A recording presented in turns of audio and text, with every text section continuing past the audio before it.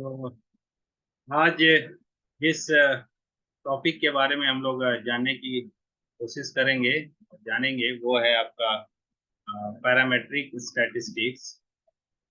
और इसी क्रम में हम लोग आगे की क्लास में नॉन पैरामेट्रिक स्टैटिस्टिक्स और डिफरेंट अदर टॉपिक्स, वेरिएबल्स और different types of test tools, ये सब के बारे में भी डिस्कस करेंगे।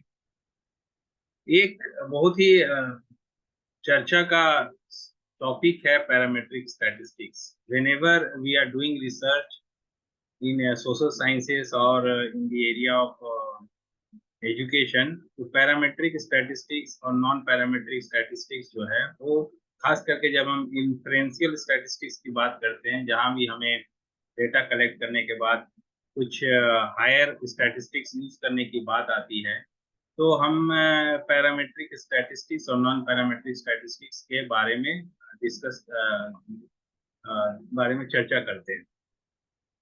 तो हमें ये जानने की जरूरत है कि ये पैरामेट्रिक स्टैटिस्टिक्स और नॉन पैरामेट्रिक स्टैटिस्टिक्स क्या है, या पैरामेट्रिक टेस्ट्स जो इसके अंतर्गत आते हैं वो क्या है, और इसमें किस तरह के टेस्ट हैं जो कि पैरामेट्रिक स्टैटिस्टिक्स के अंतर्गत आते हैं, वो हम लोग जानने की कोशिश करेंगे। तो अगर हम आज के टॉपिक को अगर हम डिफरेंट टॉपिक सब टॉपिक्स में अगर डिवाइड करें, तो हमारे पास है कंसेप्ट ऑफ पैरामेट्रिक स्टैटिस्टिक्स या parametric test. Second one is basic elements in historical research. और ये शायद अपडेट नहीं हुआ है, सॉरी फॉर दिस स्लाइड, ये पिछले बार का ही रह गया है। मैं दूसरा ही कोई इसको शेयर कर दिया हूँ। लेट मी शेयर अगेन, मैं दोबारा फिर से शेयर करता हूँ।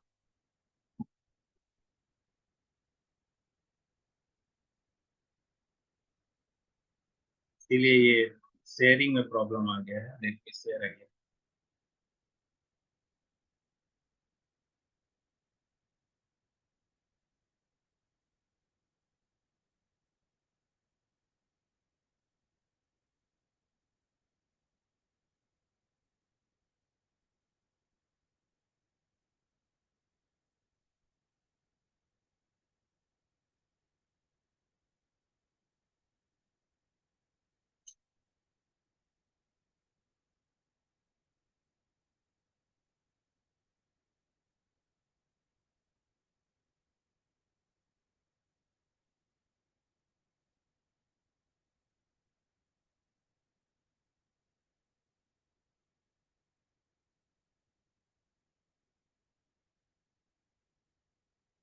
गिव मी 1 मिनट टाइम, हो जाएगा।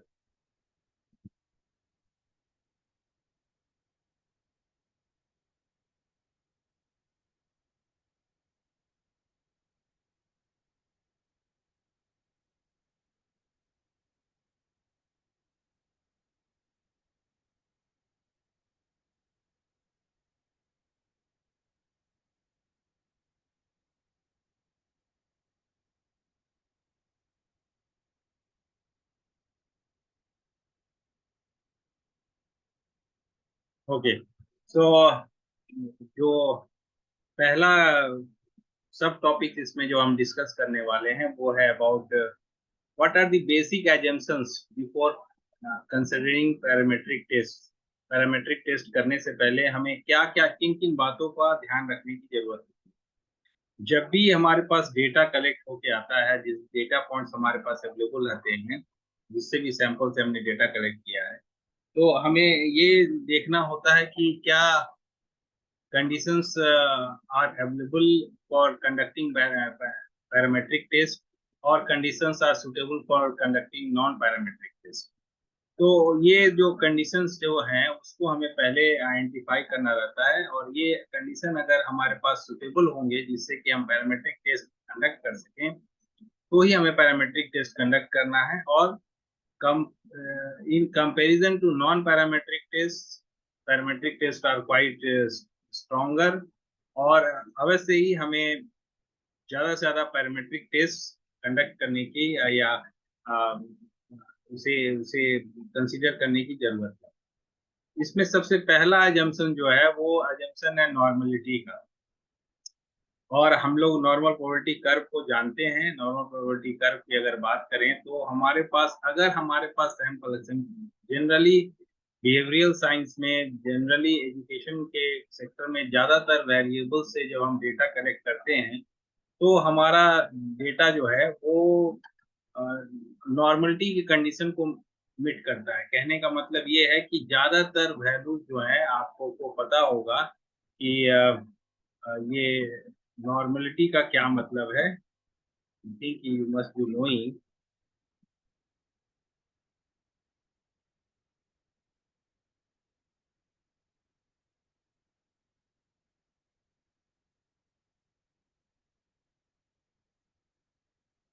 खाने की आपकी कोशिश कर रहा हूँ कि अगर हम नॉर्मलिटी की बात करते हैं तो जनरली हमारा नॉर्मल प्रोबेबिलिटी कर्व जो है इस तरह से होता है।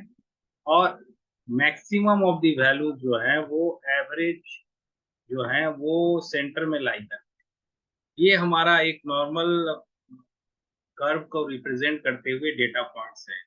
तो अगर हम इंटेलिजेंस का बात कर लें, अगर हम पर्सनालिटी का बात कर लें, अगर हम एटीट्यूड का बात कर लें, अगर हम अचीवमेंट का बात कर लें, ये सारे ऐसे वेरिएबल्स हैं जिसपे अगर हम डेटा कलेक्ट करते हैं considering to a large sample, तो हमारा डेटा जो है वो नॉर्मली डिस्ट्रीब्यूटेड होगा।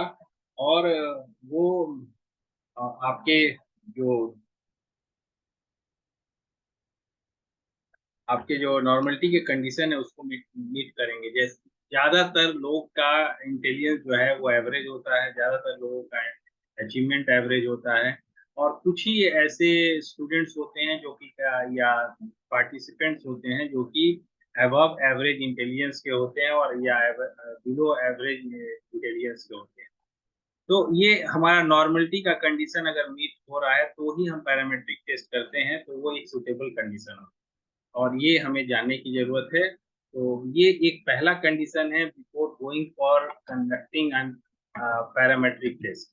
नॉर्मलिटी का कंडीशन जो है वो मीट होना चाहिए। सेकेंडली अगर हम बात करेंगे तो हमारे पास दूसरा कंडीशन ये है इक्वल वेरिएंस का, homogeneity of variance.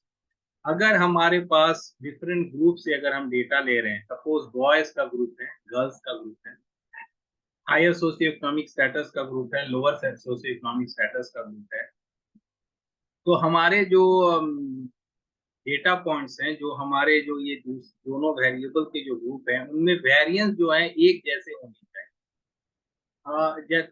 That says that suppose अगर मैंने एक एक बॉयज का ग्रुप में सपोज अचीवमेंट हमने डेटा अचीवमेंट का डेटा कलेक्ट किया और उसमें वेरिएंस मान लीजिए 2 है या 3 है, इस तरह का कोई वेरिएंस है। सपोज एक मतलब जिस तरह का नेचर या ट्रेंड दिख रहा है, मिला जुला के उसी तरह का ट्रेंड जो है वो आपको दूसरे ग्रुप में भी दिखना चाहिए। ऐसा नहीं कि बहुत ही वास्ट डिफरेंस। कहने के मतलब ये है कि एग्जाम्पल के लिए मान लीजिए आप एकदम हाई अचीवर या हाई इंटेलिजेंस वाले बच्चे का को बॉयज ग्रुप में रख लिए हैं और एकदम लो इंटेलिजेंस वाले लड़कियों को एक दूसरे ग्रुप में रख लिए, तो ये बाई ऑब्वियस है कि हमने बायसनेस रखा है। और दोनों ग्रुप के वेरिएंस में बहुत डिफरेंस होगा। एक ग्रुप का वेरिएंस हो सकता है कि अलग हो और दूसरे ग्रुप का वेरिएंस में कोई समानता ही नहीं हो। तो हमारे दोनों ग्रुप का वेरिएंस जो है एक जैसा हो, बदलाव जो है एक नेचर का हो या एक ट्रेंड का हो, तो इस कंडीशन में भी हम पैरामेट्रिक टेस्ट कंडक्ट कर सकते हैं।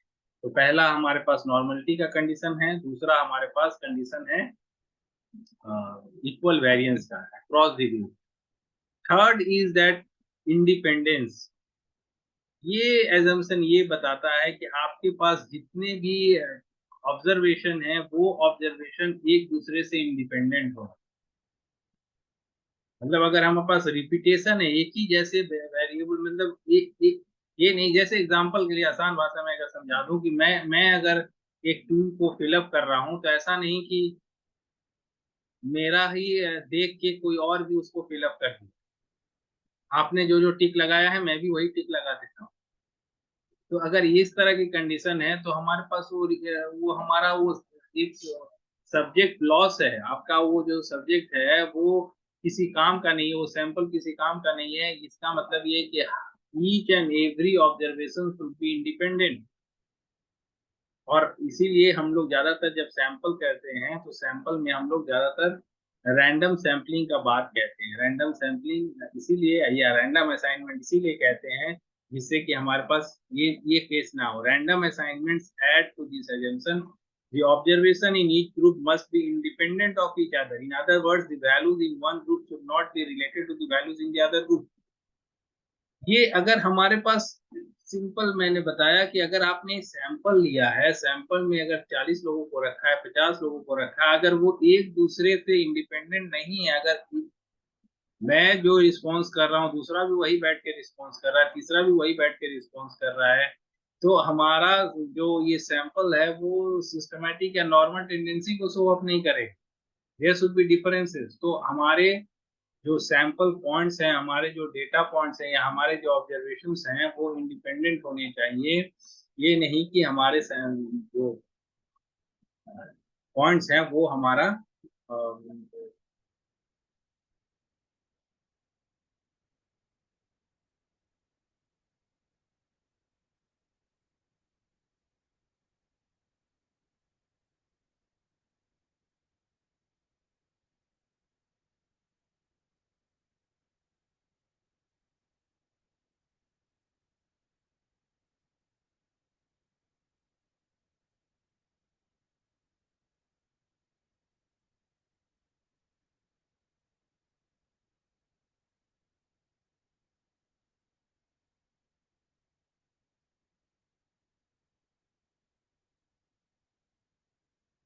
Okay. The next assumption is, I think two third मैंने कवर कर लिया, थर्ड हो गया। Now next assumption is about no outliers. अब इसका क्या मतलब, नो आउटलायर्स का मतलब ये है कि हमारे पास जब भी हम डेटा लेंगे तो डेटा में ऐसा कोई ऑब्जर्वेशन नहीं होना चाहिए जो कि पूरी तरह से जो जिस तरह का आउटकम आ रहा है उससे एकदम अलग है। जैसे फॉर एग्जांपल अगर आपने कहीं से डेटा कलेक्ट किया है, सपोज आपने अचीवमेंट टेस्ट का डेटा लिया है और अचीवमेंट टेस्ट का डेटा में आपका जो ज्यादातर वैल्यू जो है वो अराउंड 30 से 50 के बीच में रह रहा है, 50 या 30 से 70 के बीच में रह रहा है। और एक डेटा पॉइंट, एक सैंपल जो है या एक सब्जेक्ट का रिस्पॉन्स जो है 99 आ गया, या एक सैंपल का रिस्पॉन्स 0 आ गया। तो ये जो आउटलायर्स हैं, ये जो 0 वाला पॉइंट या एक 99 वाला पॉइंट जो है, ये एक्सट्रीम पॉइंट्स हैं और ये हमारे जो सब्जेक्ट के आउटकम्स हैं उससे अलग।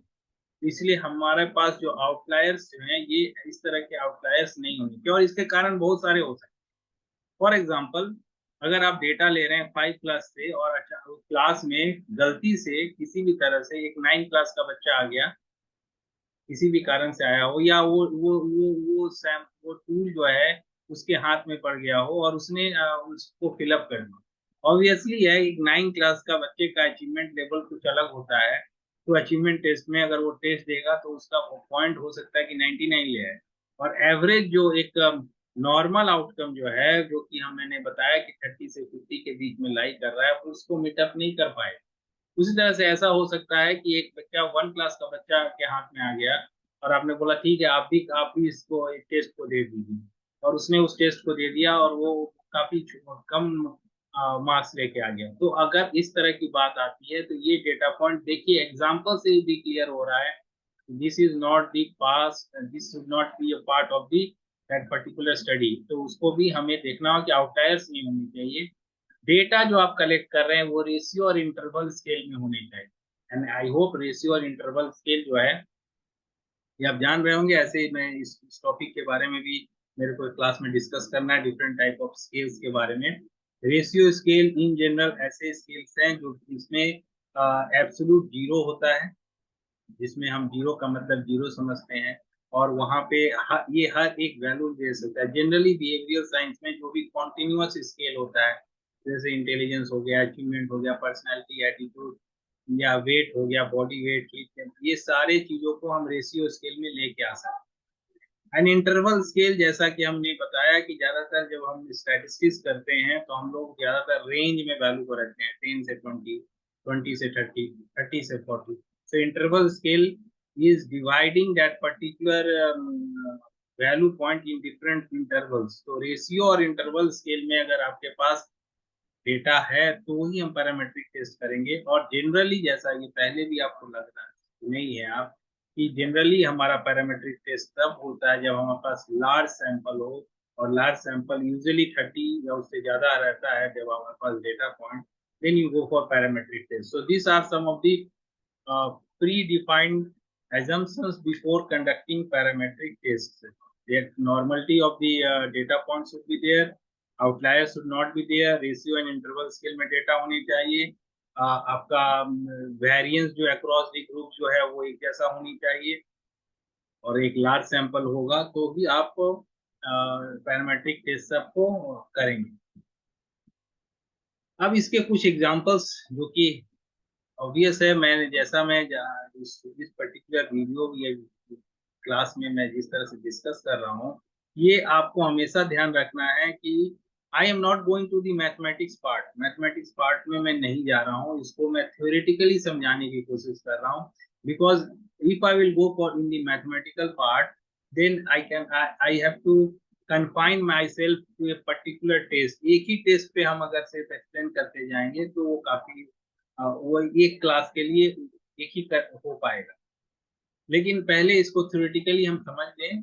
After completion of this theoretical concepts on different types of tests, if the time will permit, we can go for different tests। different tests को एग्जांपल के साथ हम लेने की कोशिश करेंगे। but first let us understand it in the conceptual way। different types of test which comes under parametric tests। The first one is students t test। It is very much popular, very much useful, very much used also in conducting social science research। और social science research में, educational research में हम लोग generally students की test जो है उसको use करते हैं। इसका नाम ही है स्टूडेंट्स की टेस्ट। और ये जब भी अगर हमें दो मीन्स को कंपेयर करना रहता है, whenever we are comparing in between two means, इसमें दो तीन अलग अलग कंडीशन है, I will take up that one. लेकिन जब आपके पास दो ग्रुप के मीन्स अगर आपके पास अवेलेबल हैं, तो आप उनको लेके जब भी आप it is you will see the formula of T test, I can explain you in better way. लेकिन जब भी अगर हम जैसे मीन कंपैरिजन करना है, तो मीन का मतलब क्या है? एक मीन को दूसरे मीन से का डिफरेंस देख लीजिए, माइनस कर दीजिए, सब्ट्रैक्ट कर दीजिए। But it is not the case. we don't depend on only subtracting different these means, because uh, this subtraction not only say about that the difference is significant or not। उसके लिए हम लोग क्या करते हैं, उसके वेरिएंस को भी देखते हैं, हम सैंपल साइज को भी देखते हैं। Because it matters what is the size of the sample, it also matters what is the variance। अगर वेरिएंस कैसा है वो भी आपका इस पे टेस्ट निकालते समय हम इसको भी देखते हैं। और जनरली हमारे पास जैसा कि इसका फॉर्मूला आपको अगर याद होगा, अगर इसको सबसे नॉर्मल जो जो आपका टी टेस्ट का जो फॉर्मूला है, वो आप अगर याद करेंगे तो it is just like this, m1 minus m2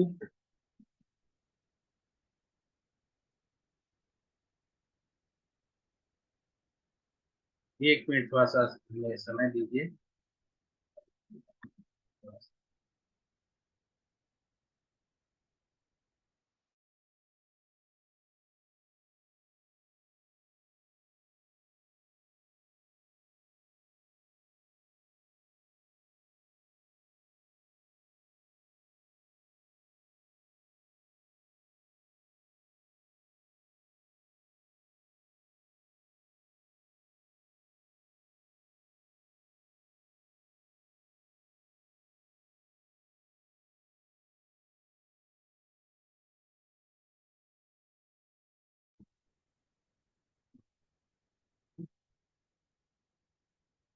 तो जैसा कि मैं आपको बता रहा था, ये आपको, you have got the formula for T test M1 minus M2 divided by SD1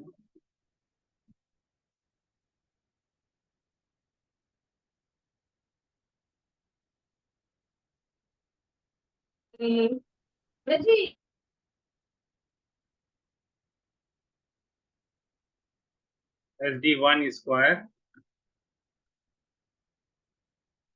plus SD2 square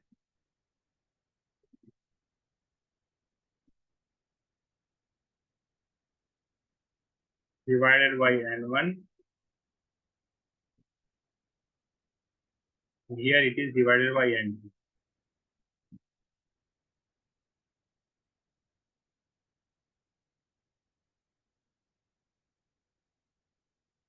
This is the formula. ये formula है, आपको अगर याद होगा तो ये this is the formula that we are using to find out the t test.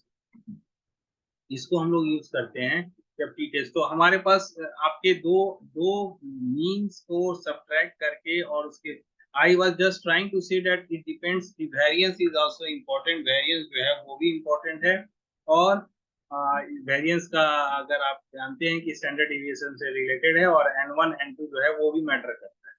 तो इसलिए हमारे पास सैंपल साइज हो या वेरिएंस हो, ये दोनों का यूजफुलनेस है whenever you are talking about this one, आपका टी टेस्ट के बारे में। सो so,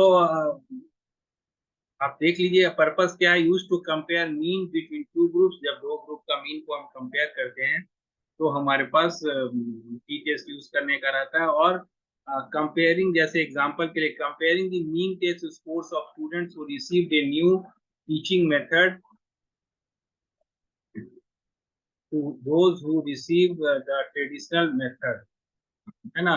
अगर हमें ये देखने की कंपेयर, जनरली मोस्ट ऑब्वियस, बहुत ऑब्वियस एग्जांपल है, जब दो मेथड के बीच में हम कंपेयर, टीचिंग मेथड, एक नया टीचिंग मेथड से, एक्सपेरिमेंटल रिसर्च का केस है।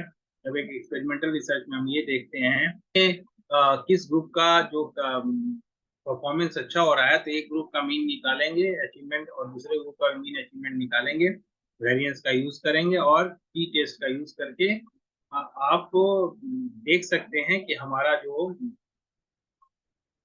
जो वैल्यू आ रहा है टी रेशियो का, वो क्रिटिकल वैल्यू को क्रॉस कर रहा है कि नहीं। और क्रिटिकल वैल्यू से अगर हाई है और पी वैल्यू 0.05 से या 0.5 से लेस है, तो वी रिजेक्ट नल हाइपोथेसिस, इसको हम लोग रिजेक्ट करते हैं।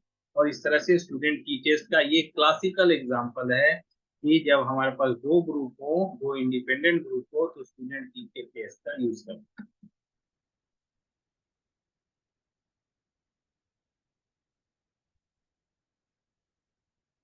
Now coming to the this is an another example, एक दूसरा एग्जांपल दिया गया है। जैसे यहाँ पे दिया है comparing the average income of two different cities, comparing the mean test, उसको ये दो एग्जांपल दिया गया है। एक और एग्जांपल है drug efficacy, you want to know if a new drug is more effective in reducing blood pressure compare to an existing drug. अगर आपको ये देखना है कि एक नए जो एक किसी बीमारी के लिए जो आप दवा यूज कर रहे हैं वो ज्यादा कारगर है, तो आप दोनों ग्रुप में, एक ग्रुप में आप उसको उस दवा को दीजिए, और दूसरे ग्रुप में आप प्लेसबो या उस दवा को नहीं दीजिए, या प्लेसबो के रूप में कोई अलग दवा दे दीजिए। और आप फिर कंपेयर करके देखिए कि ब्लड प्रेशर क्या है, पहले ग्रुप का क्या है, दूसरे ग्रुप का क्या है। और इस तरह से आप टी टेस्ट का यूज करते हैं। तो ये पैरामेट्रिक टेस्ट का टी टेस्ट जो है वो एक एग्जाम्पल है। पहला वाला जो मैंने एग्जांपल लिया, that is called independent group T test, है ना। दो ग्रुप जो हैं, अलग अलग ग्रुप हैं, जैसे मैंने बताया, जो जो आपका जिसमें आप नए मेथड से पढ़ा रहे हैं, और एक दूसरा ग्रुप जिसमें नए मेथड से नहीं पढ़ा रहे हैं, दो ग्रुप है, इंडिपेंडेंट ग्रुप है। दूसरा एक ड्रग्स वाला एग्जांपल जिसमें बताया मैंने, तो एक ग्रुप को आप वो दवा दे रहे हैं जिसका टेस्ट करना है, दूसरे ग्रुप में आप वो दवा नहीं दे रहे हैं या कोई दूसरा दवा दे रहे हैं, दोनों इंडिपेंडेंट है। लेकिन एक ऐसा केस भी हो सकता है, there can be the other case also where the other test is called as pair T test। pair T test का क्या मतलब है? जब आप एक ही ग्रुप में दो ऑब्जर्वेशन लेते हैं, जैसे फॉर एग्जांपल प्री टेस्ट और पोस्ट टेस्ट लेते हैं। अगर आपका ऐसा केस हो कि नहीं, मैंने एग्जिस्टिंग बेसलाइन स्टडी कर लिया कि उनका अचीवमेंट क्या था, फिर आपने एक मेथड से पढ़ाया उसी ग्रुप को, same group has not change. First आपने इनिशियल बेसलाइन आपने रीडिंग ले लिया, फिर आपने एक पर्टिकुलर मेथड से पढ़ाया, और फिर आप उस मेथड से पढ़ाने के बाद दोबारा देखते हैं उस टेस्ट को करके कि हमारा जो पोस्ट टेस्ट जो है वो क्या सिग्निफिकेंटली डिफरेंट है from the pre test. So if the pre-test results and post-test results in the difference is significant, then we say that this null hypothesis can be rejected। So ये paired t-test का example है, जब एक ही group में आप paired observation को compare करते हैं, जैसे कि प्री-टेस्ट पोस्ट-टेस्ट। और यहाँ एग्जांपल भी दिया गया है, यूज टू कंपेयर विद वो एग्जांपल तो मैं ऑलरेडी बता दिया, use to compare means of two related group such as pre test and post test measurement. Pre test और पोस्ट टेस्ट मेजरमेंट जब हम कंपेयर कर रहे हैं, तो आपका ये सेकेंड एग्जांपल इसी का है, comparing the mean blood pressure before and after a treatment in the same group of patient. पहला वाला एग्जांपल में मैंने बताया कि दो ग्रुप है, एक ग्रुप में आपने उस दवा को दिया, दूसरे ग्रुप में आपने उस दवा को नहीं दिया, या उसके जगह प्लेसबो या कोई दूसरी दवा दे दी आपने, और फिर आप कंपेयर कर रहे हैं, then it is the example of independent sample ठीक है। But if the same group is there, जिसका कि आपने पहले ब्लड प्रेशर देख लिया और उसके बाद आपने ट्रीटमेंट किया, ट्रीटमेंट में आप वो दवा दी है या और भी कुछ थेरेपी दी है, जो भी आपने किया, और उसके बाद फिर आप दोबारा का ब्लड प्रेशर का रीडिंग ले रहे हैं, तो आप बताएंगे कि जो भी बीच में जो भी ट्रीटमेंट किया गया, आपने ब्लड प्रेशर का कोई दवा दिया हो, आप कुछ थेरेपी दिए होंगे, आप कुछ एक्सरसाइज बताए होंगे, दैट इज क्वाइट इफेक्टिव। तो आपका इस तरह का अगर केस है तो पेयर टी टेस्ट का केस होगा। Third example is, suppose we want to determine if a new diet plan is effective in reducing participants weight। यहाँ पे भी वही है, आपने पहले पार्टिसिपेंट्स का वेट ले लिया, फिर आपने एक डाइट प्लान चलाया, आपने एक डाइट प्लान चलाया, डाइट प्लान को एग्जीक्यूट किया, डाइट प्लान को एग्जीक्यूट करने के बाद आप देखें कि उनका क्या वेट रिडक्शन हुआ है, और हुआ है तो सिग्निफिकेंट हुआ है कि, तो वो एक केस फिर पेयर टी टेस्ट का होगा। The third type of t-test is one sample t-test। one sample t-test जब आपका सैंपल एक ही होगा, अगेन द सेम ग्रुप, एक ही सेम ग्रुप है, सिर्फ फर्स्ट में इंडिपेंडेंट सैंपल टी-टेस्ट में हमने दो ग्रुप देखा था, पेयर्ड वाले में भी एक ग्रुप था, इसमें वन सैंपल टी-टेस्ट में भी आपका एक ही ग्रुप है, but when the combined mean, जब उस ग्रुप का मीन को एक पर्टिकुलर हाइपोथेसाइज पॉपुलेशन मीन से कंपेयर करते हैं, तो वन सैंपल टी टेस्ट होता है ना। जैसे when you have single group of data and you want to determine if the mean of that group is significantly different from a known और hypothesize population mean. Example देखिए, suppose you work for a manufacturing company that claims their products have an average lifespan of 1000 hours। So what is the population or hypothesized population mean? जो एक fix benchmark है वो 1000 hours का है। तो आप क्या करेंगे, जो भी प्रोडक्ट बना रहे हैं उस प्रोडक्ट की लाइफ को देखें, उस प्रोडक्ट का लाइफ को देखें, किसी का 1100 आवर आया, किसी का 900 आया, किसी का 1000 आया, किसी का 999 आया, ये डिफरेंट टाइप्स के products, that means one group is there. आपने 1000 पीस लिया, 1000 पीस ऑफ दैट प्रोडक्ट लिया, और उसका लाइफ स्पैन को आपने नोट डाउन किया, और उस लाइफ स्पैन का नोट डाउन करने के बाद आपने उसका मीन निकाला, मीन निकालने के बाद आपने 1000 आवर्स के साथ कंपेयर करके देखा, one benchmark is 1000 hours, one benchmark is the mean, उस ग्रुप का मीन, उसके साथ कंपेयर कर रहे हैं, then that is one sample T test, one sample T test कहलाएगा।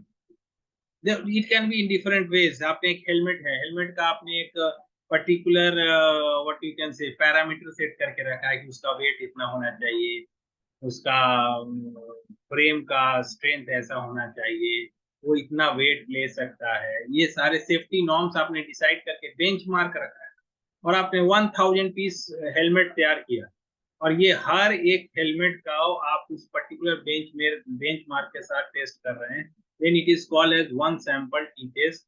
और ये जब आप एक बेंच मार्क के साथ पूरा ग्रुप को आप देखने की कोशिश करते हैं, then it is called as one sample T test. तो दिस इज आल्सो रिक्वायर्ड। जब आपको इसकी भी जरूरत पड़ती है, तो हमें हमारे आपको ये इससे क्या पता चल सकता है कि आपका मैन्युफैक्चरिंग कितना एफिशिएंट है। सपोज आपने 10,000 पीस हेलमेट तैयार किया, और उसका जो बेंचमार्क था, सपोज एक बेंचमार्क आपने रखा था, एक आइडियल जो स्टैंडर्ड है उसने बताया कि वेट इसका 500 ग्राम होना चाहिए। आपने 1000 हेलमेट तैयार किया, 1000 हेलमेट का आपने रैंडमली आपने उसका वेट लेते गए। वेट लेने के बाद आपने देखा कि उसका एवरेज कितना निकलता है। उसका एवरेज और आपका जो 500 ग्राम है उसके साथ वो कितना ज्यादा डिफर है। अगर सिग्निफिकेंटली डिफर है, then you have to think about the production. आपने अपने प्रोडक्शन के बारे में सोचना होगा कि प्रोडक्शन यूनिट जो है वो ठीक से काम नहीं कर रहा है, और उसमें क्वालिटी चेक करना होगा। उस क्वालिटी चेक को फिर से करके आपको अपना इक्विपमेंट्स को या डिफरेंट चीजों को सेटअप करना पड़ेगा, जिससे कि डिफरेंस ना रहे, because it is quite important product. आपका हेलमेट जो है सेफ्टी नॉर्म्स के कारण आपको उसमें देखना जरूरी है। तो इस तरह से हम बोल सकते हैं कि what is one sample T test, what is pair sample T test, and what is independent sample T test. तो टी टेस्ट के ये तीन एग्जांपल, तीन टाइप हमने। The second type or the fourth type, because t test को अगर तीन type ले लें तो fourth type is analysis of variance and ANOVA। तो generally जब हमारे पास दो से ज्यादा होता है, whenever there is more than two groups, then we go for ANOVA। This is just like t test जिसमें दो मीन को कंपेयर करते हैं। Here we try to study the differences and the in variances, because variance का इसमें use तो है। तो वेरिएंसेस को हम स्टडी करने की कोशिश करते हैं when the groups are more than two. जब हमारे पास ग्रुप जो है दो से ज्यादा हो जाए, तो हमारे पास जो कंडीशन बनता है वो और पैरामेट्रिक टेस्ट के जो कंडीशन, बेसिक कंडीशन है, वो सब तो फुलफिल होंगे। नॉर्मल डिस्ट्रीब्यूशन होना चाहिए, रेशियो और इंटरवल स्केल में होने चाहिए, आउटलायर्स नहीं होने चाहिए, वो सब मीट हो गया।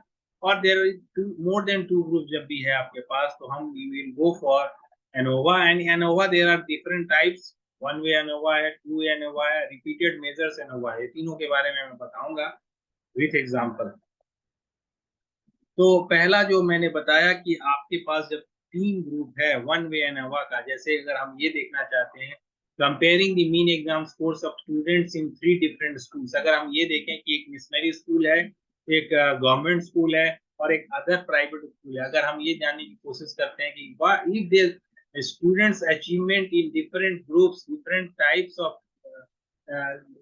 students achievement in different types of school are significantly different, ये अगर हमारा देखने का हो, और हम एक नल हाइपोथेसिस बनाएं कि नहीं थी there is no significant difference between the achievement level of three different schools और मोर देन थ्री आल्सो, तो हमारे पास जो टेक्निक जो हम यूज करेंगे वो एनोवा टेक्निक होगा। दैट मीन्स एक ग्रुप, एक पर्टिकुलर स्कूल का मैंने एग्जाम का मार्क्स ले आया, मीन उनका निकाल लिया, suppose mean is something XYZ। Similarly, from the second school, you get the achievement mean, and from the third school also you get the achievement mean। So आपके पास तीन मीन आपके पास निकल जाते हैं। The variance is also available। Then you conduct ANOVA conduct करें, and then you just try to establish, you just try to verify, just try to test that the null hypothesis holds or not। अगर आपका difference जो ANOVA का result F value जिसको बोलते हैं, अगर वो क्रिटिकल वैल्यू को क्रॉस कर जाता है based on the sample size, sample का जो साइज हो और डिग्रीज ऑफ फ्रीडम को देखते हुए जो क्रिटिकल वैल्यू क्रिटिकल टेबल से आप निकालेंगे, उससे ज्यादा आपका जो एफ ऑप्टेंड है वो हो जाता है, तो हमारा पास, और तब अवश्य ही आपका जो पी वैल्यू होगा वो 0.05 या उससे कम होगा, and you reject the null hypothesis. Null hypothesis को हम रिजेक्ट कर देंगे। So that is the use of ANOVA, one way ANOVA, because only one independent variable is there, that is achievement score, और आपके पास 3 या उससे ज्यादा ग्रुप है। जैसे एग्जांपल में assessing if there difference in the mean scores of a test among 3 different age groups. अगर हम 3 डिफरेंट एज ग्रुप में देखने की कोशिश करते हैं कि क्या डिफरेंस है अचीवमेंट में, सपोज 15 से बिलो एज ग्रुप का बच्चा एक क्लास में है, उसी क्लास में 15 से 16 के बीच का बच्चा भी है, ऐसा होता है, पॉसिबिलिटीज आर देयर, एंड 16 से अबव, ये 3 ग्रुप में क्या मीन का डिफरेंस आता है। डिफरेंट स्कूल्स वाला एग्जांपल मैंने ऑलरेडी बता दिया। Assessing if there are differences in mean scores of test among 3 different age group, ये दोनों एग्जांपल मैंने ऑलरेडी आपको बता दिए। जब भी आपके पास 3 या उससे ज्यादा हो, एग्जाम्पल जैसे मैंने नल हाइपोथेसिस ऑलरेडी बताया, there is no significant difference in the mean exam scores among the 3 school, और अल्टरनेटिव क्या होगा, there is a significant difference in mean exam scores among at least one pair of school. So in perform a one way ANOVA to determine, आप one way ANOVA use करेंगे और आप पता करोगे कि आपका जो हाइपोथेसिस है वो एक्सेप्ट होगा, नल हाइपोथेसिस, या alternative hypothesis will be taken up. तो ये हमें देखना है। Now what is two way ANOVA? Two way ANOVA जैसा कि आपको दिख रहा है, when there are what you can say, there are levels in different, जो आपके पास जो भी वेरिएबल है, जो भी इंडिपेंडेंट वेरिएबल है, उसमें डिफरेंट लेवल्स अगर हम डिसाइड करें, जैसे फॉर एग्जांपल मैं ये देखने की कोशिश करूं, सिंपल लास्ट एग्जांपल ओनली, अगर मैं ये बोल रहा था कि डिफरेंट टाइप्स के स्कूल्स में, private school, government school and missionary school के अचीवमेंट में डिफरेंस है कि नहीं, so the dependent variable is achievement and the independent variable is type of school. But इसके अंदर मैं अगर जेंडर भी डाल दूं, तो क्या बॉयज और गर्ल्स के अचीवमेंट में on the basis of gender, interaction with gender and type of school, ये दोनों को अगर हम डाल दें, है ना, मतलब हमारे पास जेंडर भी देखने लगे और उसके साथ साथ हम ये भी देखने लगे कि हमारे जो टाइप ऑफ स्कूल, ये दोनों क्या मिल के ये स्टैब्लिश करते हैं कि अचीवमेंट जो है डिफरेंस है कि नहीं, मतलब कि बॉयज के ग्रुप में किस तरह की बातें होती हैं across this 3 schools, government school, private school, missionary group schools, and if the girls are there, then what is the outcome for the missionary school, private school, and government school?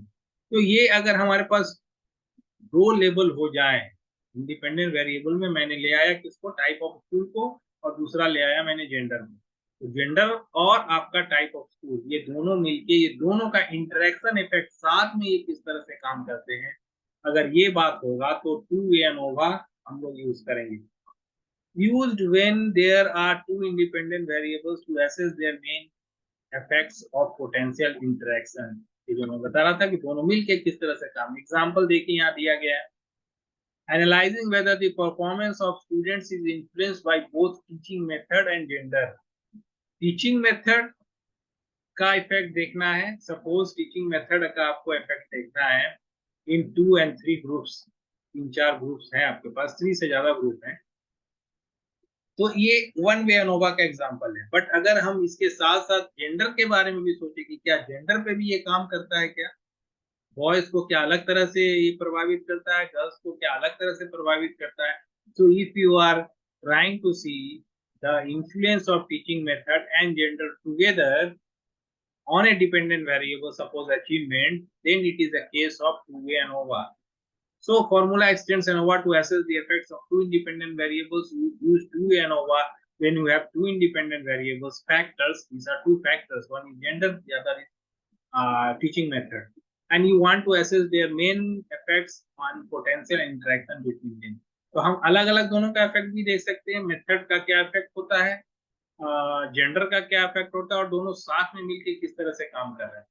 क्या ऐसा है कि एक पर्टिकुलर टीचिंग मेथड में एक particular gender का student ज्यादा अच्छा कर रहा है, और एक पर्टिकुलर ग्रुप टीचिंग मेथड में एक दूसरे पर्टिकुलर टीचिंग मेथड का स्टूडेंट जो है वो कुछ अलग कर रहा है, तो इस तरह की स्टडी अगर आपको करना है, ऐसा हो सकता है कि सपोज एक्टिविटी बेस्ड मेथड से आप पढ़ा रहे हैं, ऐसा जस्ट टाइम हाइपोथेटिकली मैं ये बता रहा हूँ कि ऐसा हो सकता है कि एक्टिविटी बेस्ड मेथड से आप पढ़ा रहे हैं और बॉयज को पढ़ा रहे हैं तो वो इफेक्ट कर रहा है, लेकिन यही एक्टिविटी बेस्ड मेथड अगर गर्ल्स के ऊपर यूज कर रहे हैं तो वो इफेक्ट इतना कारगर नहीं कर रहा है या सिग्निफिकेंटली नहीं कर रहा है। तो इस तरह का कोई अगर स्टडी आपको करना है then you go for 2 ANOVA, आप 2 एनोवा यूज करेंगे।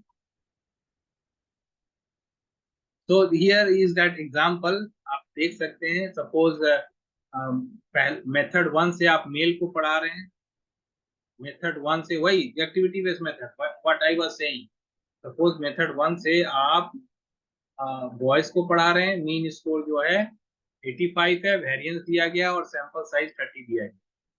उसी पर्टिकुलर मेथड से एक्टिविटी बेस्ड मेथड से आप गर्ल्स को पढ़ा रहे हैं, मीन इतना दिया है, मीन निकला 78, सैंपल वेरिएंस 14। आज दूसरा जो ग्रुप है जो कि आपका कंट्रोल ग्रुप जिसको हम लोग बोलते हैं, या जिसमें आप वो मेथड से नहीं पढ़ा रहे हैं या आप ट्रेडिशनल मेथड से पढ़ा रहे हैं, there also the male and females are there. तो ये आप देख सकते हैं कि आपने इसमें क्या किया, एक तो आपने मेथड को यूज किया, एक एक एक फैक्टर जो है वो मेथड है, दूसरा फैक्टर जो है वो जेंडर है। तो इस तरह का चीजों को जब हम लोग यूज करते हैं where there are multiple factors, जैसे कि आपके पास जनरली 2 एनोवा भी है, 3 एनोवा भी है, लेकिन जैसे जैसे हम ये फैक्टर्स को हम इंक्रीज करते जाते हैं, कैलकुलेशन जो है वो कॉम्प्लिकेटेड होते जाता है।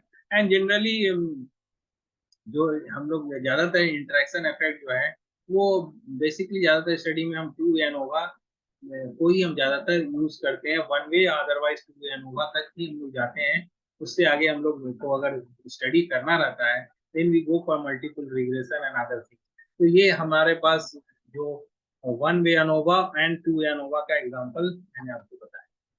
नाउ थर्ड वन जो एनोवा का टाइप है रिपीटेड मेजर्स एनोवा। अगर हमारे पास ही अगर हम एक ही ग्रुप ऑफ सब्जेक्ट को हम अगर मल्टीपल टाइम्स अगर हम इस पे वैल्यू कलेक्ट कर लेते हैं, जैसे फॉर एग्जांपल, जैसे एग्जांपल देखिए, suppose you are evaluating the effect of new drugs, एक नया ड्रग्स, एक नया ड्रग्स या दवा का अगर आप यूज देखना चाहते हैं, पेन पेन रिलीवर मान लीजिए दवा है, उसका अगर आप यूज करना चाह रहे हैं और देखना चाहते हैं कि कितना इफेक्टिव है, तो पहले आपने जब उनको पेन अराइज हुआ, मतलब इनिशियल वे में जो दवा लेने से पहले जो उनका पेन का जो स्ट्रेंथ था या लेवल था वो आपने एक बार उस समय रीडिंग लिया, फिर आपने उसको दवा खिला दिया, दवा खिलाने के बाद आपने हो सकता है तुरंत एक और रीडिंग लिया उनके पेन में क्या रिडक्शन हुआ, और फिर 1 घंटे के बाद फिर देखा कि पेन का क्या लेवल है। और जनरली ऐसा देखा जाता है कि जैसे जैसे दवा का असर कमता है वैसे वैसे पेन फिर इंक्रीज या डिक्रीज, लेकिन ये कितने देर के बाद होता है ये देखने वाली बात होती है। तो डिफरेंट डेटा पॉइंट्स में 3 बार हो सकता है, 4 बार हो सकता है, उससे ज्यादा भी हो सकता है। तो जब आप रिपीटेड मेजर्स ले रहे हैं, एक ही ग्रुप पे आप रिपीटेड मेजर्स ले रहे हैं, मोर देन 2, अगर आपके पास 2 रहता तो हम तो पेयर टी टेस्ट कर देते, पेयर टी टेस्ट से निकल जाते, लेकिन आपके पास 3 मेजर्स है, 3 से ज्यादा है, then go for repeated measures ANOVA. Repeated measures ANOVA आप करेंगे, उसी का एग्जांपल दिया गया है। पहले मेन पेन लेवल 5 था, फिर मीन पेन लेवल 3 था, फिर मीन पेन लेवल 2 था, और अगर हो सकता है कि आगे जाएंगे तो फिर ये मीन पेन लेवल जो है फिर हो सकता है फिर बढ़ने लगे, फिर 3 हो जाए, इस तरह से भी हो सकता है। तो हमारे पास जब आपके पास रिपीटेड टाइम के ऑब्जर्वेशन होते हैं एंड दैट आल्सो 3 और मोर टाइप का टाइम्स का रिपीटेशन हो, then we go for conducting repeated measures ANOVA. Repeated measures ANOVA हम कब करते हैं, तो एनोवा में हमने देखा आपका 1 way of ANOVA, we have studied 2 ANOVA, 2 ANOVA भी हम लोगों ने देखा, and third one is repeated measures ANOVA. तो this is also the other type of parametric test one is T test, मैंने उसमें 3 बताया, एंड देन एनोवा में भी we have got 3 different types. The same thing is there कि repeated measures ANOVA जो है वो जब आपके पास डिफरेंट टाइम का रीडिंग हो तब हम इसको यूज करते हैं। ANOVA is a powerful tool for comparing means in various research setting, allow you to determine if there are significant difference among multiple groups or conditions. ANOVA is statistical techniques used to compare mean among 3 or more groups. That's what I told you. It is at least 3 are there, but it can be more than 3. Before conducting ANOVA, it is essential to understand the assumption formulas.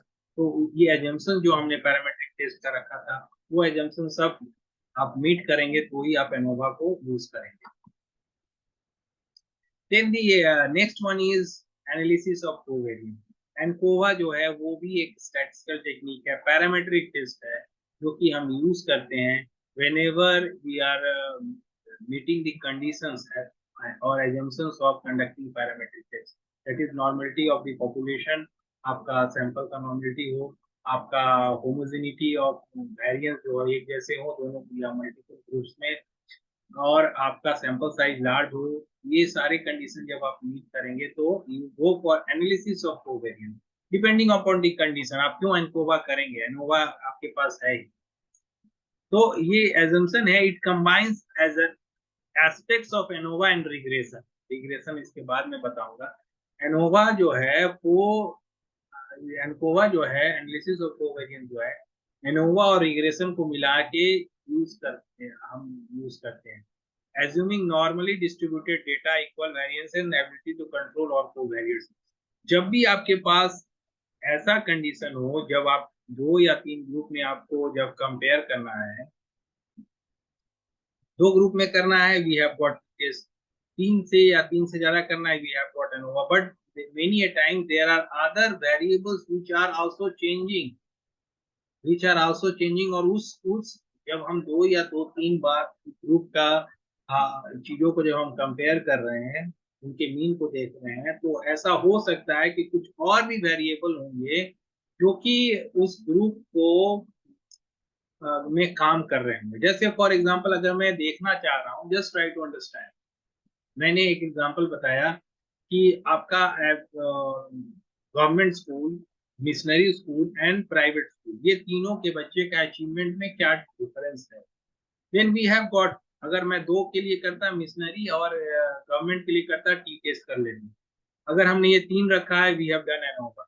लेकिन अगर कोई ऐसा सोचता है कि नहीं, ये ऐसा तो है कि उनके जो मिशनरी स्कूल में पढ़ते हैं उनका सोशियो इकोनॉमिक स्टेटस कुछ अलग होता है, जो गवर्नमेंट स्कूल में पढ़ते हैं उनका सोशियो इकोनॉमिक स्टेटस एक अलग होता है, एंड जो प्राइवेट स्कूल में पढ़ते हैं, और सपोज प्राइवेट स्कूल ना हो के एक इंटरनेशनल स्कूल हो, उनका सोशियो इकोनॉमिक स्टेटस अलग रोल प्ले करता है। सो सपोज अगर हमने ये कर लिया है तो ऐसा हो सकता है कि because the achievement difference which we are seeing on the basis of types of school, ये टाइप ऑफ स्कूल के कारण डिफरेंस ना हो के सोशियो इकोनॉमिक स्टेटस का भी प्रभाव पड़ता है, इसके कारण वो डिफरेंस दिख रहा है।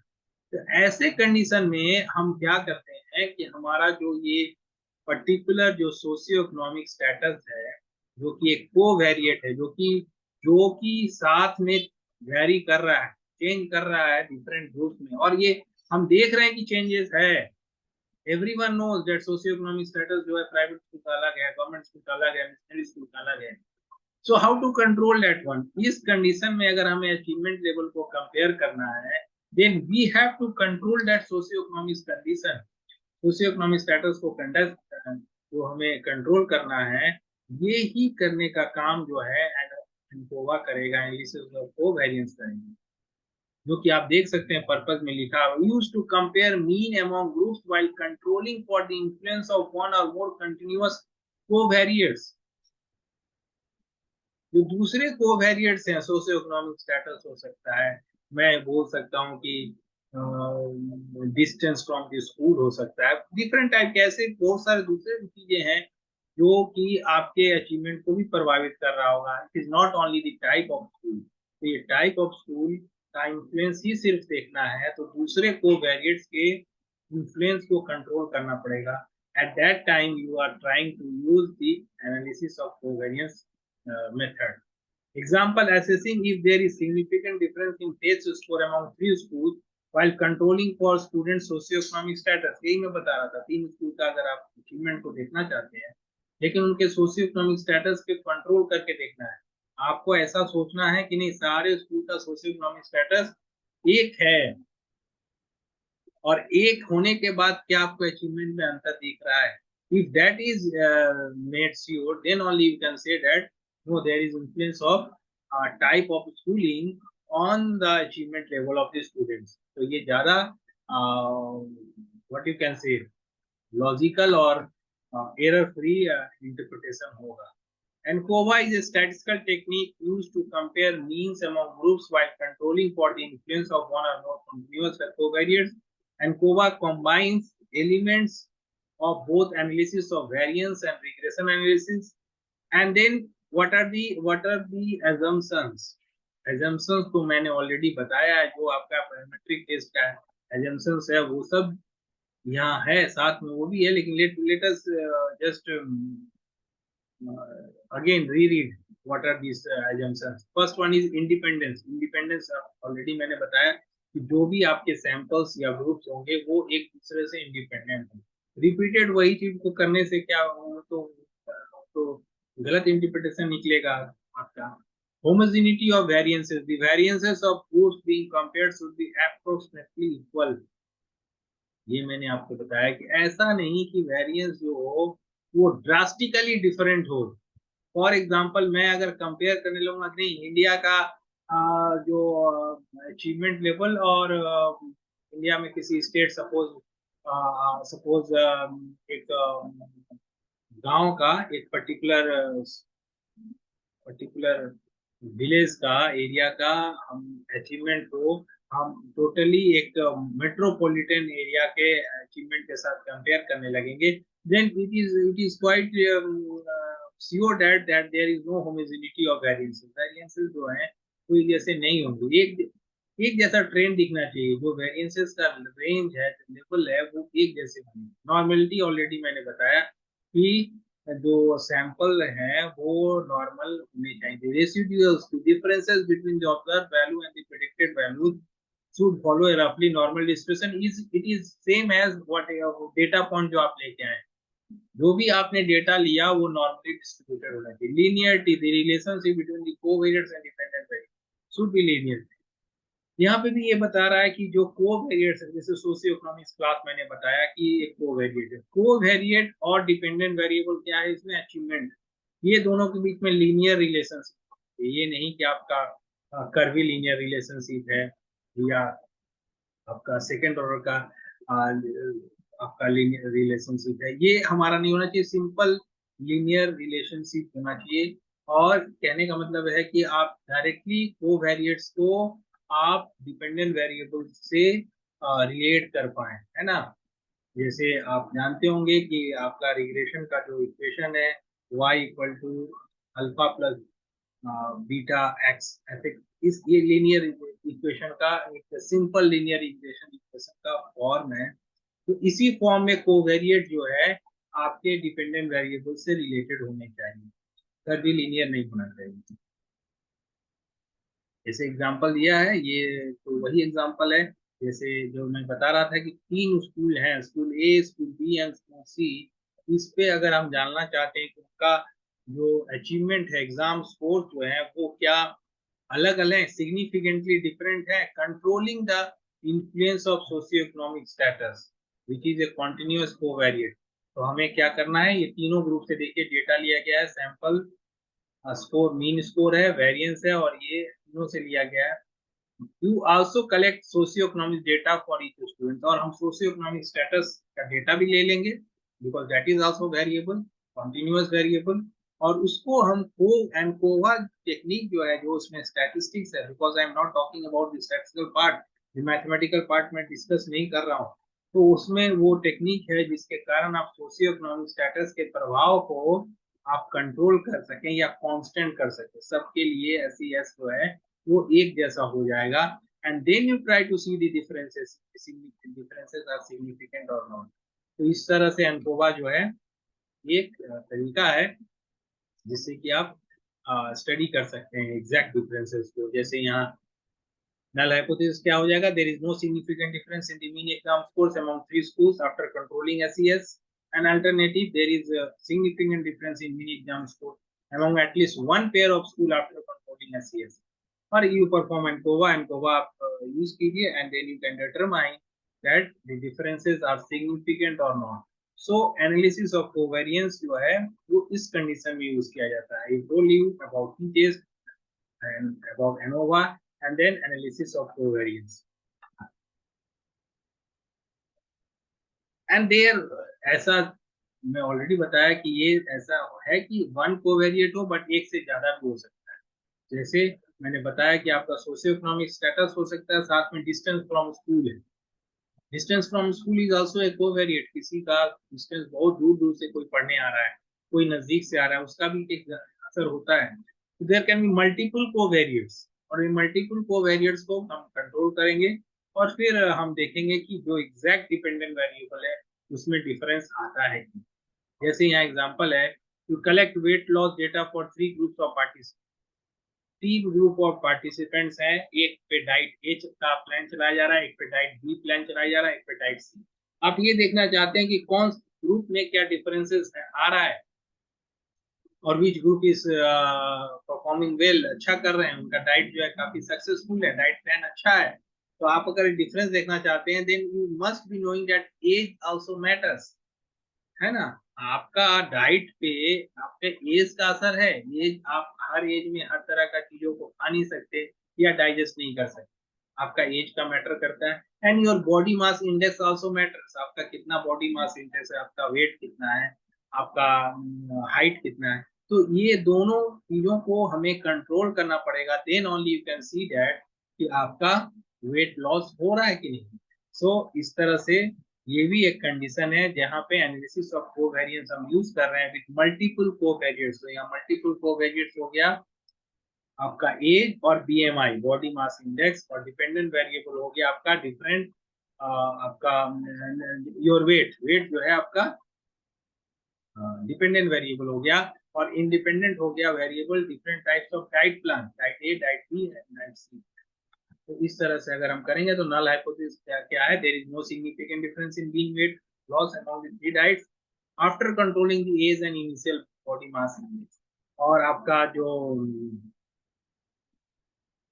जो अल्टरनेटिव हाइपोथेसिस क्या है, अल्टरनेटिव हाइपोथेसिस आपका ये है कि at least one pair of diets are controlling the age. तो अल्टरनेटिव जो है वो इस तरह से बनाया जाएगा, और हमारा स्ट्रेटेजी क्या बोलेगा कि we just try to compare the weight loss को हम कंपेयर करेंगे taking the mean, the variance and the sample size into consideration using the analysis of covariance technique.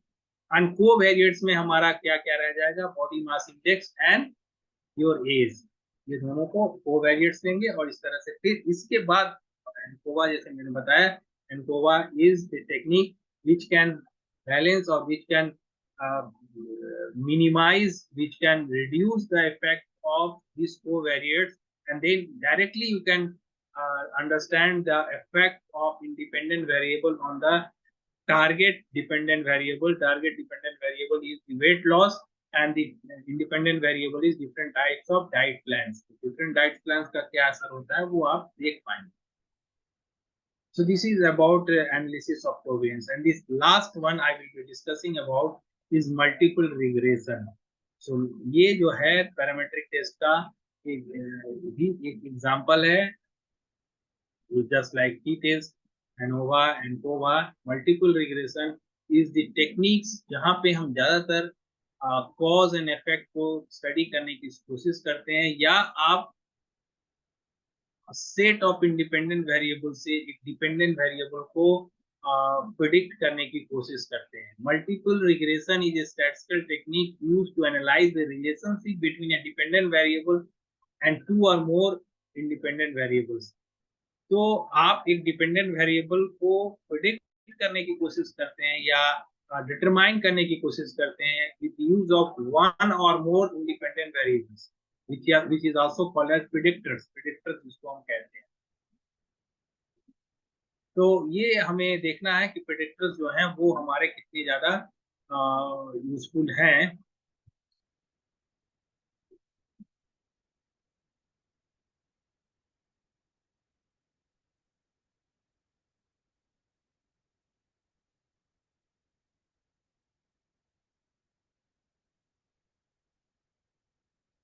Just give me 1 minute time because my battery is getting low. 1 minute time.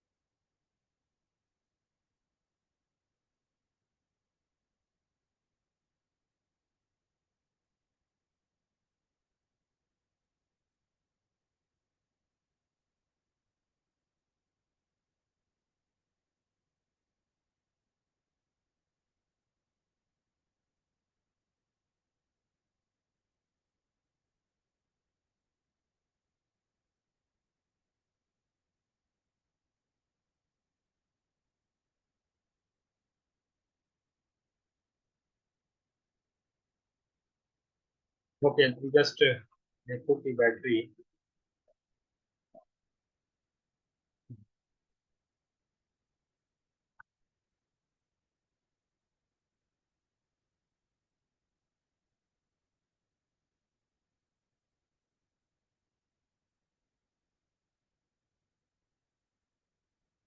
तो जो मैं आपको बता रहा था,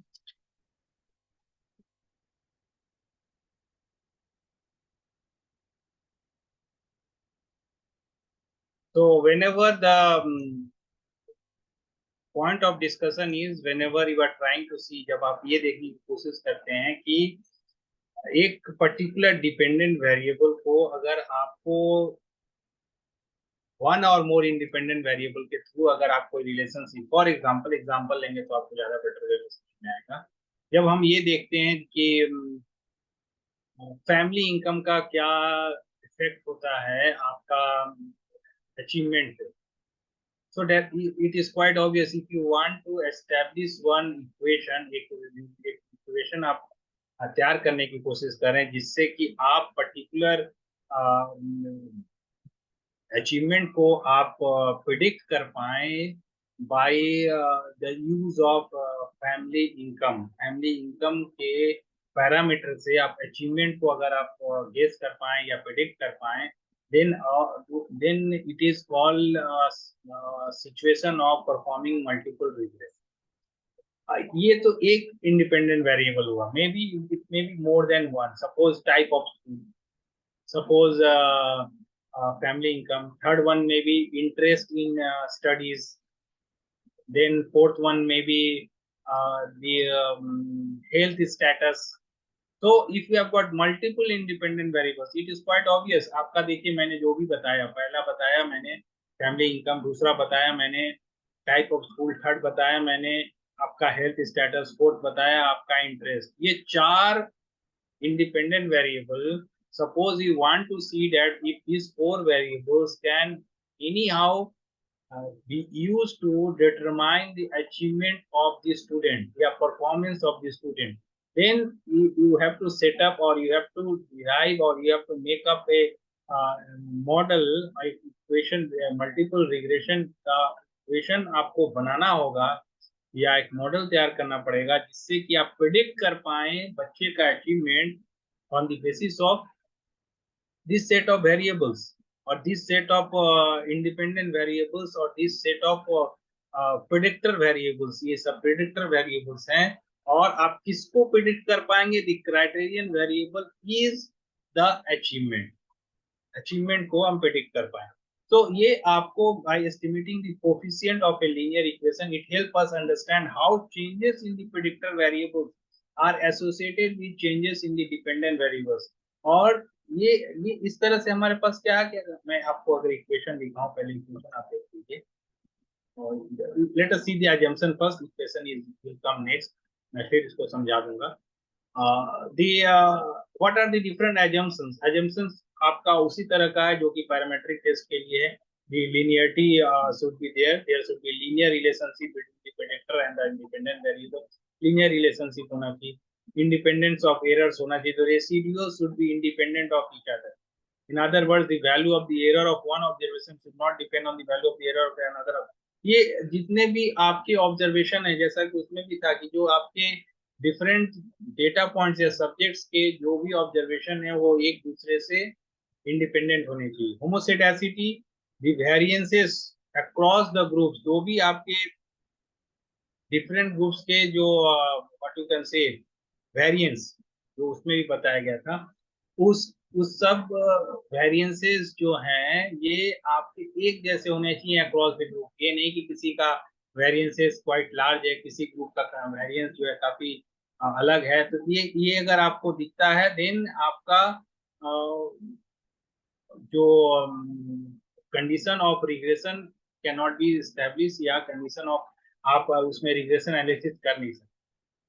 normality भी already बताया जा चुका है. और मल्टी कोलिनिटी नहीं होना चाहिए, ये थोड़ा बताने वाली बात है. मल्टी कोलिनिटी का मतलब ये है कि ऐसा ना हो कि जो भी वेरिएबल्स हैं, the predictor variables should not be highly correlated, है ना, with each other.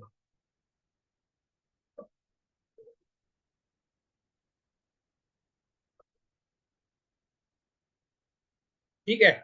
The predictor variables should not be highly correlated with each other. High multiplicity can make it challenging to interpret the individual. अब ये जितने भी चीजों को मैं ले रहा हूँ, जैसे मैंने बताया फैमिली इनकम, जैसे मैंने बताया टाइप ऑफ स्कूल, जैसे मैंने बताया आपका इंटरेस्ट है, अगर ये जो डिफरेंट जो चारों चीज बताया, ये चारों चीज एक दूसरे से ही रिलेटेड हो जाएंगे तो फिर तो हम इंटरप्रेट ही नहीं कर पाएंगे. कहने का मतलब ये है कि जितने भी इंडिपेंडेंट वेरिएबल्स या प्रेडिक्टर्स मैंने लिया है वो एक दूसरे से टोटली तरह से ऑर्थोगोनल हो, अलग अलग हो, वो अपने में ही अगर रिलेटेड है. जैसे मैं सोशियो इकोनॉमिक स्टेटस बोल देता और फैमिली इनकम बोल देता, तो ये दोनों जो है दोनों मिला के अगर हम रिग्रेशन कर रहे हैं तो वो कोई काम का नहीं, क्योंकि family income is part of socio economic status. तो हमारे जो इतने प्रेडिक्टर्स हैं वो इंडिपेंडेंट होने चाहिए, एक दूसरे से टोटली अलग होने चाहिए. तो मल्टी कोलिनिटी एक दूसरे से में ही अगर वो जुड़े हुए हैं तो फिर हम नहीं कर पाएंगे आपका.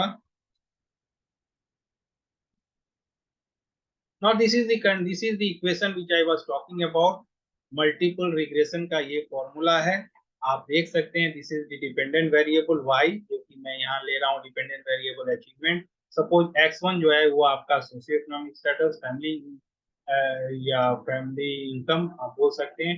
x2 जो है वो हम मान लेते हैं कि आपका टाइप ऑफ स्कूल है. एक x3 भी हो सकता है, x3 में भी the interest of the student.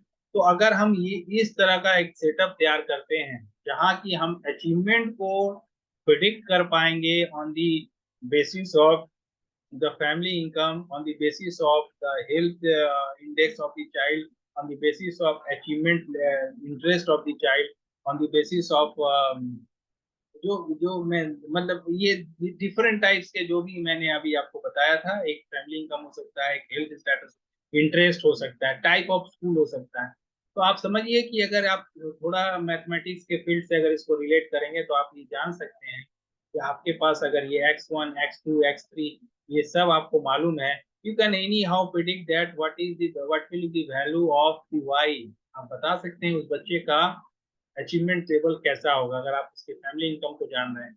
और आपने ऐसा एक इक्वेशन बना के रखा है जहाँ पे आपके पास कोफिशिएंट सब है, थोड़ा मैथमेटिकल हो जा रहा है, लेकिन just let me simply explain कि अगर आप एक रिग्रेशन मॉडल बना रहे हैं, रिग्रेशन फॉर्मूला यूज कर रहे हैं, that is also can be done when the parametric conditions are met. Parametric test के सारे कंडीशन जब मेट करेंगे तो हमारे पास मल्टीपल रिग्रेशन इक्वेशन बनाने के लिए संभावनाएं हैं, जो कि ये तय करता है कि एक डिपेंडेंट वेरिएबल को हम सेट ऑफ इंडिपेंडेंट वेरिएबल्स को यूज करके हम उसका वैल्यू डिटरमाइन कर सकते हैं, या दूसरे तरह से बोला जाए कि इंडिपेंडेंट वेरिएबल में अगर कुछ चेंज होता है ना, अगर वो 1 यूनिट बढ़ जा रहा है या 2 यूनिट बढ़ जा रहा है, तो उसका क्या प्रभाव पड़ेगा डिपेंडेंट वेरिएबल पे। अगर आपका फैमिली इनकम जो है वो मान लीजिए कि 1 यूनिट बढ़ गया, आपने आपका family income suppose 10 lakh per annum था और वो बढ़ के नेक्स्ट ईयर आपका 2 लाख पर एनम हो जाता है, तो उसका क्या असर होगा आपके अचीवमेंट के ऊपर। ये इस तरह की सिचुएशन को स्टडी करने के लिए मल्टीपल रिग्रेशन जो है वो यूजफुल होता है। एग्जांपल यहाँ पे है, जैसे एग्जांपल दिया है कि किसी घर का प्राइस जो है, ये सारे चीज पे वैल्यू पे डिपेंड करता है। स्क्वायर का कितने स्क्वायर फुट का है, उसका एरिया, बेडरूम का एरिया क्या है, बाथरूम का एरिया क्या है, सेफ्टी स्कोर क्या है, और ये एप्सिलॉन जो है वो एरर टर्म है, रेसिडुअल टर्म है। तो अगर एक हाउस का प्राइस को अगर आप प्रिडिक्ट करना है, तो हम ये देखेंगे कि कितने स्क्वायर फीट का है वो, बेडरूम का साइज कितना है, बाथरूम किस तरह का है, सेफ्टी स्कोर उसका कैसा है, और ये सब के ऊपर ही अगर बेडरूम ज्यादा होगा हाउस प्राइस ज्यादा होगा, स्क्वायर फुट ज्यादा होगा ये भी ज्यादा होगा, बाथरूम स्पेस ज्यादा होगा तो भी हाउस प्राइस ज्यादा, सेफ्टी स्कोर ज्यादा होगा तो भी अब हमारा हाउस प्राइस, और वाइस वर्सा अगर ये कम होगा तो हाउस प्राइस।